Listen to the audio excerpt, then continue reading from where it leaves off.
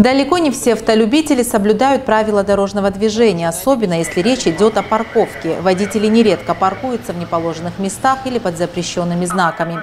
Неправильно припаркованное транспортное средство перекрывает дорожный обзор и непосредственно проезд, в результате создавая неудобства для пешеходов и других водителей.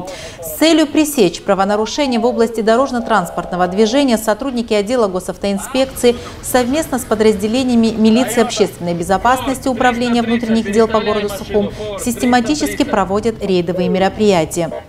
Сотрудниками ОГАИ ОВД по городу Сухум взаимодействием с другими службами проводятся мероприятия, направленные на пресечение правонарушений и нарушений правил дорожного движения, а именно правил парковки, остановки по основным загруженным местам города Сухум.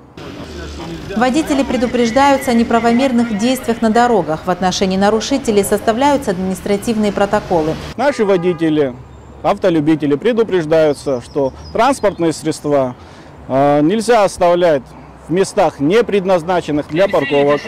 Культура вождения очень важна как для обеспечения безопасности дорожного движения, так и для сохранения внутреннего спокойствия. Надо помнить об этом, и наши дороги станут безопасными.